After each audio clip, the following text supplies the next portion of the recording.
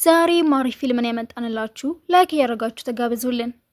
ፊልሙ ሲጀምር የሆነ ተማሪ ጓደኞቿን በሙሉ ሰብስባ የአመቱ መጨረሻ ላይ የዓለም ፍጻሜ እንደሆነ ታዋቂ አርቲስት እንደተናገረና ትልቅ የእሳት ኳስ እንደሚመታቸው ስትናገር ጂሚን የሚባለው ልጅ ኳስ ወርውሮ ጭንቅላቷን ይላትና ዝም በይ እስኪ ወሬሽ በጣም እየረበሸኝ ነው ሲላት ተናዳ ልትጣላው ያዙ ልቀቁኝ ትላለች። ወዲያው ግን አስተማሪው ይመጣና ትታው ትቀመጣለች። አስተማሪውም አዲስ ተማሪ እንደተቀበሉ ተናግሮ ሊሳን ያስተዋውቃቸዋል። ጂምንም እንዳያት ፍቅር እንደያዘው ሰው ፈዞ ይቀራል። በኳስ የመታት ልጅም ሆን ብላ ኳሱን ተወረውርበትና ሊመታት ሲል አስተማሪውን ጠርታ መምህር ተመልከተው ክፍል ውስጥ ባስኬትቦል የተጫወተ ነው። ጂሚን ያረከው ነገር ልክ እንዳልሆነ ታውቃለህ። ከክላስ በኋላ የስፖርት ክፍሉን እንድታጸዳው ቅጣት ነው ሲለው ቢናደደን በድጋሚ ሊሳን ያያትና እያየችው እንደሆነ ሲያውቅ ደስ ይለዋል። ከክላስ በኋላም እንደታዘዘው ከጓደኛው ጋር ማጽዳቱን ጀምራል። ጓደኛውም ቆይ ምን ነክቶ ነው ግን አዲሷ ልጅ ላይ የምታፈጣው? ማ እኔ አላፈጠጥኩባትም እኮ ብሎ ቢክድም ሳያት እንደነበረ ግን ለራሱም ያምናል። ላይብረሪ ሲገቡም ጓደኛው ሴቶችን እንዴት ማማለል እንደሚችል ይረዳዋል ብሎ ያሰበውን መጽሐፍ ይሰጠዋል። በኳስ የመታት ልጅም ትመጣና እንደለመዱት መጣላት ይጀምራሉ። በነጋታውም ጓደኛው የሰጠው መጽሐፍ ላይ ያለውን ምክር ለመጠቀም ይወስንና ለሊሳ ጁስ ሊሰጣት ያስቆማታል። እንደ ዞረች ግን ጁሱን ላይዋ ላይ ደፋባትና ተናዳ ጥላው ስትሄድ አስቦት እንዳልሆነ እየተናገረ ይከተላታል። እሷ መሮጥ ስትጀምር ተከትሏት መሮጡን ይቀጥልና በኳስ ከመታት ልጅ ጋር ተጋጭታ ትወድቃለች። ክፍል እንደገቡም አብራው ፊልም እንድታይ ለመጋበዝ መልእክት በልጆቹ በኩል ይልክላታል። አንበባው ደስ አለማለቷን አጠገቧ የምትቀመጠው ልጅ ስታይ ግን ታነበውና ቲቸር ጂሚን ለሴቶቹ የማይሆን መልእክቶችን እየላከ እየረበሸን ነው ብላ ታስቆጣዋለች። እሱ ግን ምንም ሳይመስለው እንደታዘዘው ማንበቡን ይቀጥላል። ሲወጡም በግልጽ ለመናገር ይወስንና ሲያስቆማት ሁሌም የምጣላት ልጅ በድጋሚ ታየውና ነገር እየፈለጋት ስለመሰላት ልታስቆመው ስትሞክር ጓደኛው ይዛታል። እሷም አያያዙ ለየት ስላለባት አፍራ ትቆማለች። ልጁም ቢሆን ባረገው ነገር ደንግጦ ይለቃታል። ጂሚንም ለሊሳ ደብዳቤውን እየሰጣት ለምን እንደሆነ እኔም አልገባኝም፣ ግን ድሮ የማቅሸነት ስሜት ይሰማኛል እና ደግሞ በጣም ወድጄሻለሁ፣ ፍቅሬን ብትቀበኝ ደስ ይለኛል። ማን እንደሆንክ ነው ግን የምታስበው? እኔ ካንተ ጋር የመሆን ይመስልሃል እንዴ ብላ ደብዳቤውን ቀዳ ጥላው ስትሄድ ሶስቱም ታረገዋለች ብለው ስላልጠበቁ ይደነግጣሉ። ሊሳ ወደ አክስቷ ቤት ሄዳም እናቷ ጋር ደውላ ትምህርት ቤት እንድትቀይርላት ብትጠይቃትም አመቱን መጨረስ እንዳለባትና መድኃኒቷንም በትክክል እንድትወስደው ትነግራታለች። እሷም እንደተባለችው መድኃኒቷን ትወስዳለች። ከሳምንት በኋላም ጂሚን ለጓደኛው የእሱ ጥፋት ስለሆነ ይቅርታ መጠየቅ እንዳለበት ያማክረውና ወደ ሊሳ ጋር ሄዳል። ይቅርታ እውነትሽን ነው፣ መጀመሪያ መተዋወቅ ነበረብን አይደል? ካሁን በኋላ ግን አልቻኮልሽም። ምንድን የምትለው? ሲጀመር አንተ ማነህ ብለው ስትሄድ በጣም ይገረማል። እሱ ብቻ ሳይሆን አብራው የምትሆነው ልጅም ጭምር በሁኔታዋ ግራ ትጋባለች። ጂሚንም እንደለመደው ሊሳ ላይ ሲያፈጥውልና ክላስ እንዳለቀ የምትሄድበትን ለማየት ከጓደኛው ጋር ይከተላታል። ልጅቷም ስትቀላቀላቸው ጂሚን አንቺ ደግሞ ምን ልትሰሪ ነው የምትመጪው? አዲስ ነገር ማወቅ ስለምወድ ነዋ። ግን እኔ ምንም ለየት ያለ ነገር ያላት አይመስለኝም። ምናልባት ብቻዋን መሆን ትወድ ይሆናል። አንተ ዝም በል፣ ምንም የምታውቀው ነገር የለህም ብለው ሲጮሁበት ሁለታችሁም አንድ አይነቶች ናችሁ ይላቸውና ሊሳን ሲከተሏትም የሆነ ህንፃ ውስጥ ገብታ መጽሐፏን እያነበበች ይዘዋታል። ዞር ስትልም ጂሚንና ልጅቷ ሌላ ነገር እየሰሩ ቢያስመስሉም ጓደኛው ግን ስለሰለቸው በቀጥታ ሄዶ ለምንድን ነው ጂሚንን እንችል የምትይው? ማኑ ደግሞ እሱ? ልጅቷም እኔን ሳታውቂኝም? አንቺም አብረሽኝ የምትቀመጪው ልጅ ነሽ፣ እነሱ ደግሞ እኛ ክላስ ናቸው። ሌላ የምትሉት ነገር ግን ምንም አልገባኝም ስትላቸው ጂሚንም በእኔ ምክንያት ጭንቅላትሽን ተጎድተሽ ነው እንዴ ብሎ ሲያያት ጓደኛው ይጎትታውና እየዋሸች ነው እንጂ እንዴት ትረሳናለች ብለህ ታስባለህ? እየዋሸው አይደለም፣ ከትንሽ ጊዜ በፊት አደጋ ደርሶብኝ ነበር። በዛ ምክንያት ጓደኞቼን ከሳምንት በኋላ ረሳቸዋለሁ። ሶስቱም በሰሙት ነገር ቢደነግጡም ጓደኛው ግን ይህንን ታሪክሽን እንዴት ልናምንሽ እንችላለን ሲላት መድኃኒቶቿን አውጥታ ትሰጣቸውና እንደ እውነቱ ከሆነ ባታምኑኝም ግድ አይሰጠኝም፣ ጓደኞች እንድትሆኑም አላስገድዳችሁም፣ ስለምረሳችሁ ምንም ጥቅም አይኖረውም፣ ብቻዬን ብሆን የሚሻለኝ ስትላቸው ጂሚንም እየሳቀ ችግር የለውም፣ ለሳምንት ብቻ ቢሆንም ጓደኛሽ ብሆን አይከፋኝም፣ እኔ ግን አልፈልግም፣ ትምህርቴ ላይ ባተኮር ነው ደስ የሚለኝ ብላ ጥላቸው ትሄዳለች። የጂሚን መደሰት ግራ ስለገባቸውም ምን እንደነካው ይጠይቁታል። እሱም በደስታ እንደተሞላ ጓደኞቼ እንደምረሳው ብላ የለ፣ ስለዚህ እኛ እንደ ጓደኛችን የምታየን ማለት እኮ ነው። ከዛም ቀን ጀምሮ በየሄደችበት የተከተለ ስጦታዎችን ይሰጣታል። ሾርባ ሰርቶ ወንበሯ ላይ ያስቀምጥላታል። አብራት የምትቀመጠው ልጅም እሱ እንዳመጣላት ትነግራታለች። ዘና እንድትል አስቦም ሄድፎን ያደርግላትና ይደንሱላታል። ይህ ግን ሊሳን እያስጨነቃት ስለመጣ ጥላቸው ትሄዳለች። ጓደኛውም ለእኛ ምንም ግድ እንደማይስጣት እኮ ነግሬህ ነበር ይለውና ይከፋዋል። ከክላስ ሲወጡም ጂሚን ሳይክሉን ይዞ ወደ ቤቱ እየተመለሰ ያለ ይበላሽበትና ለማስተካከል ሲቆምም እጁን ይቆርጠዋል። ሊሳም ታየውና ሰላም ቢላትም ዝም ብላ መሄድ ትጀምራለች። ስላሳዘናት ግን ተመልሳ የቁስል ፕላስተር ስትሰጠው በጣም ደስ ይለውና ስለ ህመምሽ ከነገርሽን ቀን ጀምሮ ጥናት አድርጌያለሁ። እሱ ላይ የጻፍኳቸው ነገሮች በሙሉ ትውስታሽን ለማሻሻል ይረዱሻል። በዛ ላይ እኔንም የረሳሽኝ እንደ ጓደኛ ስላየሽኝ አይደለ? ጓደኛዬ መሆንህ እኮ ምንም ጥቅም አይኖረውም። ደግሜ እረሳሃለሁ።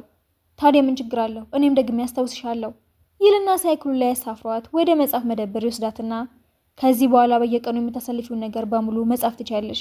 ስትረሽን ለማስታወስ ይረዳሻል። ለምንድነው ግን ጓደኛዬ መሆን የፈለግከው? ብቻሽን ስለሆንሽና ጓደኛ እንደምትፈልጊ ስለማውቅ ነዋ። እሺ ባልከው ነገር ሁሉ እስማማለሁ፣ ግን ከዚህ በኋላ ትምህርት ላይ እንድታተኩር ፈልጋለሁ። እሺ እንደማተኩር ቃል ገባለሁ። አሁን ዲያረሽን ምረጪ ይላትና ሁለቱም ተመሳሳይ ይመርጣሉ። በነጋታውም ሁሌም ሲደብረው የሚሄድበትን ቦታ ያሳያትና በፈለገች ጊዜ እንድትመጣ ይነግራታል። ከትምህርት ሲወጡም እዛ ቦታ እየሄዱ ማጥናት ይጀምራሉ። ሊሳም እሱንም ሆነ ሌሎቹንም እንደ ጓደኞቿ አምና ትቀበላቸዋለች። በየቦታው የተዟዟሩም ጥሩ ጊዜ ያሳልፋሉ። እሷ መጥቶን ያሳለፉትን በሙሉ ማታ ማታ ዲያሪያዋ ላይ ትጽፈዋለች። በየጊዜው ስትረሳቸውም ዲያሪያውን እንደ ማስረጃ እያደረጉ ያስታውሷትና ብዙ ሳምንታትን አንድ ላይ ያሳልፋሉ። ጂሚንም ቃል በገባው መሰረት ትምህርቱ ላይ ያተኩራል። አንድ ቀንም ክፍል ውስጥ ተኝቶ ይመሽበታል። እንደ ነቃም ባለመቀስቀሳቸው የተገረመ ሁሌም የሚገናኙበት ቦታ ላይ እንዲመጣ የጻፉለት መልእክት ያየውና ይሄዳል። እንደ ገባም ጓደኞቹ ከተደበቁበት ወጥተው መልካም ልደት ይመኙለታል። እሱም ቦታውን በሚያምር ሁኔታ ስላዘጋጁት ደስ ቢለውም ግን እኮ ልደቴ ዛሬ አይደለም ከ3 ቀን በኋላ ነው። እናውቃለን፣ ግን የዛኔ ሰርፕራይዝ ብናደርግ ታውቅብን ነበር እኮ። በሀሳባቸው ተስማምቶ የመጀመሪያውን ምኞቱን ፈተናው እንዲያልፍ እንደሆነና ሁለተኛው ደግሞ ሊሳ እንዲሻላት እንደሆነ ሲናገር ሊሳ ስሜታዊ ትሆናለች። ሶስተኛው ምኞቱን ከመናገሩ በፊት ግን ዘበኛው ስለመጣባቸው በመስኮት በኩል ያመልጡትና እሱና ሊሳ አንድ ላይ የተቀሩት ደግሞ ለብቻቸው ተነጥለው ይሄዳሉ። ጓደኞቻቸውም ላይብረሪ ውስጥ ይገቡና ልጅቷ ስለፈራች ጓደኛው አቅፎ ያረጋጋታል። እነ ሊሳ ሲሮጡ ቆይተውም ተያይዘው ይወድቃሉ። ተነስተው ከተረጋጉ በኋላም ሊሳ በድጋሜ ሻማ አብርታለት ሶስተኛው ምኞትን መናገር ትችላለህ። ሶስተኛው ምኞቴ ለዘላለም ካንቺ ጋር መኖር ነው። መቼም ቢሆን አረሳሽም ሲላት አፍራ ጥላው ትሄዳለች። ቤት ሄደን በጣም ታዝናለች። ቀጣዩ ሳምንት ደርሶም እንደለመዱት ሊያስታውሷት ይሞክራሉ። ስለ ዲያሪያ ውስጥ ጠይቋት ግን ምንም እንደማታውቅ ትነግራቸውና ጂሚን ቦርሳዋ ውስጥ መፈለግ ሲጀምር ትገፈትረዋለች። በሁኔታዋ ግራ ቢገባም ተስፋ ሳይቆርጥ ሁሌም ወደሚሄዱበት ቦታ ይወስዳታል። በሩ ለመክፈት ቢሞክርም አልሰራ ስላለው እንድታምናቸው አንድ ላይ የተነሱትን ፎቶ ያሳዩዋታል። እሷም ፎቶ አንድ ላይ ያለ ማለት እኮ ጓደኛሞች ነን ማለት አይደለም፣ ጊዜን አታባክኑት፣ እዚህ የመጣሁት ለመማር ብቻ ነው ብላቸው ትሄዳለች። ጂሚንም ዲያሪያው ምናልባት ማታ ሲሮጡ እንደጠፋ አስቦ በየቦታው የተዟዟረ መፈለጉን ይጀምራል። አስተማሪው ክፍል ሲገባም ጂሚን የት እንደሄደ ይጠይቃል። ጓደኞቹ ማሞት እንደበጣ ተናግረው ይወሽለታል። ሊሳ ግን በእሷ ምክንያት እንደሆነ ስለገባ ትደውለታለች። እሷ መሆኗን ሳይም ደስ ብሎት አስታወሽኝ አይደል? አይ ቁጥርን ስልኬ ላይ ስላገኘሁት ነው የደወልኩት። ዲያሪያሽን እየፈለኩት ነበረ። እንዳየሽው ታስታውሽኛለሽ? አልገባህም እንዴ? ማስታወስ አልፈልግም። ትምህርት ለማር እንጂ ጓደኞች ልይዝ አልመጣውም። በቃ ተወኝ። ለትምህርትሽ ብለሽ ከሆነ እሺ፣ እኔም በደንብ አጥንቼ ከአንቺ ጋር ተመሳሳይ ዩኒቨርሲቲ እንደምገባ ቃል ገባለሁ። ለእኔ በጣም አስፈላጊ ሰው ነሽ፣ ለእኔ ግን አስፈላጊ ሰው አይደለህም ስትል ጓደኞቿም ይሰሟታል። ሁሉንም ብቻዋን እንዲተዋት ተናግራ ጥላቸው ስትሄደም ጂሚን ጭንቅላቱ ላይ ከባድ ህመም ይሰማውና እራሱን ይስታል። ሆስፒታል ወስደውትም ደህና መሆኑን ካረጋገጡ በኋላ እናትዬ ወደ ቤት እንዲሄዱ ትነግራቸዋለች። ጓደኞቹም የሊሳ እዛው መቆየት ግራ ቢያጋባቸውም ምንም ሳይናገሩ ይወጣሉ። እናቱም ሊሳን ይዛት ትወጣና እንደተጨነቅሽ ይገባኛል፣ ግን እባክሽ ከልጄ ራቂ። አሁን ሁሉም ነገር ተስተካክሎ ትምህርቱ ላይ ያተኮረ ነው። ተመልሶም ሁሉም ነገር እንዲበላሽ አልፈልግም።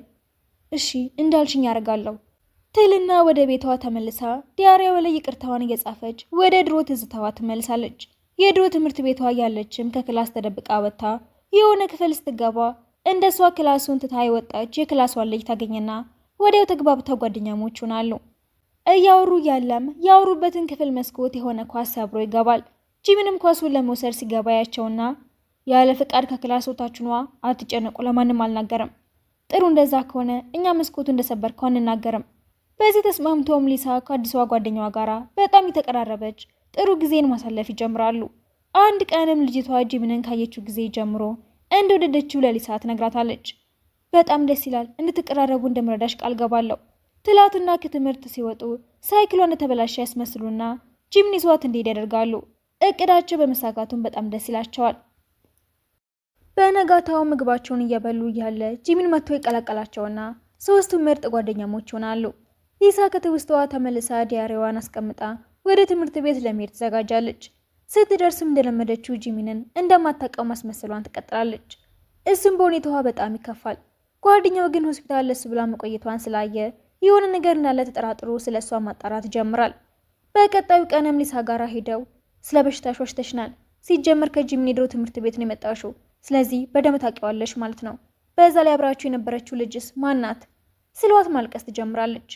አዎ ዋሽቻችኋለሁ፣ የእኔ ሳይሆን የጂሚን ትውስታን የጠፋው ትልና ድሮ ላይ የተፈጠረውን ነገር መናገሯን ትጀምራለች። የድሮ ትምህርት ቤታቸው እያሉም ሶስቱም ጓደኛሞች ዘና ለማለት ወደ ባህር ዳርቻው ጋር ሄዱና ፎቶ ሲነሱ ይቆያሉ። ትንሽ ቆይቶም ሴቶቹ በጀልባዋ ለመዝናናት ሲወጡ ጓደኛዋም እንደምወደው የሚገልጽ ደብዳቤ አስቀምጬለታለሁ፣ ምን እንደሚል ለመስማት በጣም ነው የጓጓሁት።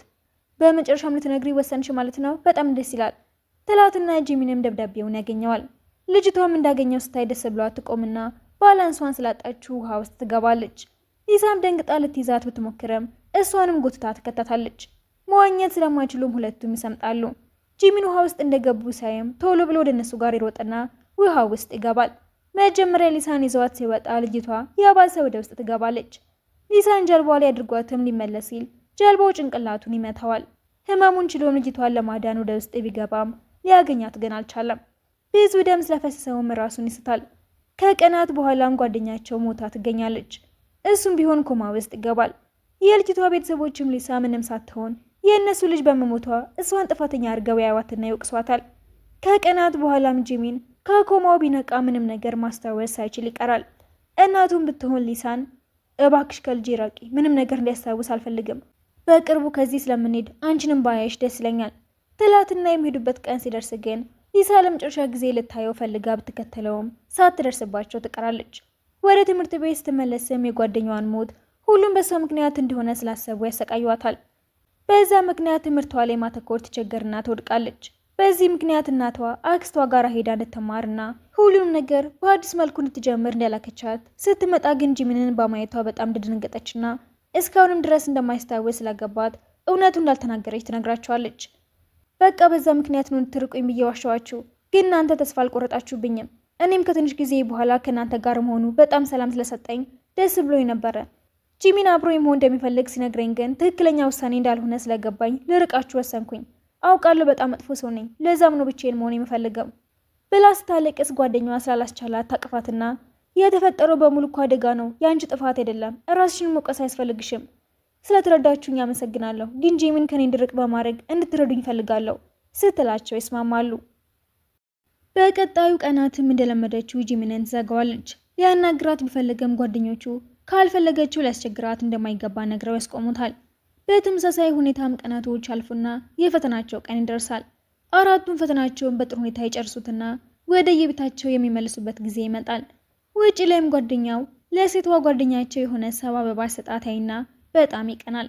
ማታ ላይ እራት እንዲበሉ ይዘዋት ይወጣና በጣም ወድጄሻለሁ፣ አውቃለሁ ብዙ የሚወዱ ሰዎች እንደሚኖሩ፣ እንዲያውም ቅድም አንዱ አበባ ሰጥሽም አይቻለሁ፣ ግን ማናቸውም ቢሆኑ እንደኔ ሊረዱሽም ሆነ ሊወዱሽ እንደማይችሉ እርግጠኛ ነኝ። ቅድም ያየሁ እኮ ወንድሜ ነው፣ ደግሞ እኔም እወድሃለሁ ትለውና አንድ ላይ ለመሆን ይወስናሉ። በቀጣዩ ቀንም ጂሚን ጓደኛውን ያገኘውና ሊሳ የትኛው ዩኒቨርሲቲ እንደምትገባ አውቀሃል እንዴ? አብረት ማመልከት ፈልጌ ነበር። እባክህ ጓደኛዬ የሷ ልጅ እርሳት፣ እኔ እንደ ጓደኛ የምታየኝ ከሆነ መቼም ቢሆን ልታገኛት እንዳትሞክር ብሎት ሊሄድ ሲል ያስቆመውና ሊያለያያቸው እየሞከረ ስለመሰለው ይመታዋል። እየተጣሉ መዋኛ ገንዳ ውስጥ ሲገቡ ጂሚን በድንገት የዛን ቀን የተፈጠረውን በሙሉ ማስታወስ ይጀምራል። ከውሃው እንደወጡም ስለ ጓደኞቹ ድንገት መጠየቅ ሲጀምር ልጁ እንዳስታወሰ ይገባውና የሚያውቀውን በሙሉ መናገር ይጀምራል። እናም ሊሳ እራሷን ለጥፋተኛ ስለምትቆጠር ምንም ሳትነግረው ከተማውን ትታው ልትሄድ እንደሆነ ሲያሳውቀው እንዳትሄድ ስለሚፈልግ ሊያስቆማት እየሮጠ ይወጣል። ሆኖም ግን ሊሳ ሲሟን ጥላና ባሷን ተሳፍራ ትሄዳለች። ጂሚን አክስቷ ቤት ሲደርስም እንደሄደች ሲነገረው በጣም ያዝናል። በቀጣዩ ቀንም ጂሚን የሞተችው ልጅ ቤተሰቦች ጋር ይሄዳል። እነሱም የቀሩትን እቃዎቿን ሲያሳዩት የጻፈችለትን ደብዳቤ የሚያየውና በጣም ያዝናል። እራት እየበሉም እሱንና ሊሳን በጣም ተወዳቸው እንደነበረ ሲነግሩት አምርሮ ማልቀስ ይጀምራል። አባትየው እስኪረጋጋ ይጠብቀውና መጀመሪያ ላይ ለልጃችን ሞት ጥያቄ ያደረግናት ሊሳን ነበር። አሁን ስንረጋጋ ግን አደጋ እንደነበረና የማንም ጥፋት እንዳልሆነ ገብቶናል። ሊሳም ወደ ቤቷ ከተመለሰች ከቀናቶች በኋላ የሆነ ዕቃ ይላክላታል። ስትከፍተውም የጂሚንን የድሮ ዲያሪ ታገኘዋለች። ማንበብ ስትጀምርም ጂሚን ከመጀመሪያም ጀምሮ የሚወደው ሊሳን እንደሆነና ጓደኛዋን የሚረዳት የነበረው እሷን ለመቅረብ እንደሆነ ትውስታውን ካጣ በኋላ ራሱ እሷን መውደዱ እንዳላቆመና በድጋሚ ሲያያትም ያለምንም ምክንያት ይወዳት የነበረበት ምክንያት ስለገባት ልታናግረው ወስና ወደ ቤቱ ብትሄድም ታጣዋለች። እናቱንም እንደማትወጂኝ ያውቃለሁ፣ ግን በጣም ነው የምወደው። ከዚህ በኋላ ከሱ ተራርቄ መቆየት አልችልም። እባክሽ እንዳገኘው ፍቀጅልኝ። እንደሱ አይደለም፣ አልጠላሽም። በዛ ላይ ባንቺ ምክንያት ነው ሀሳቡን ሰብስቦ ትምህርቱ ላይ ማተኮር የቻለው። በዛ ላይ ምን ያህል እንደሚወድሽም ነግሮኛል። ትምህርት ቤት ነው ያለው፣ ሄደሽ አግኘው ስትላት የሮጠ ትወጣለች።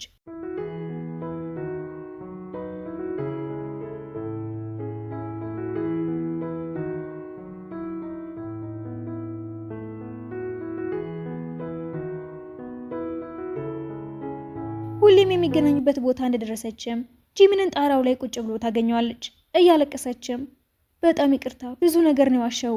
ስለ እሷ አታስቢ፣ ስለመጣሽ በጣም ነው የማመሰግነው። በዛ ላይ ለሷ ሞተም ማንም አንቺን ጥፋተኛ አድርጎ አልወሰደሽም። አደጋ ነበረ። ከዚህ በኋላ አንቺም እንድትረሹ ፈልጋለሁ ሲላት ማልቀስ ትጀምራለች። እሱም አቅፋ ያጽናናታል። ከሁሉም ነገር በኋላም ፍቅሩን ስለተቀበለችው ደስ ይለዋል። በመጨረሻም ጓደኞቻቸውን ያገኟቸውና ርችት እያዩ ሲዝናኑ ፊልሙ ይጠናቀቃል።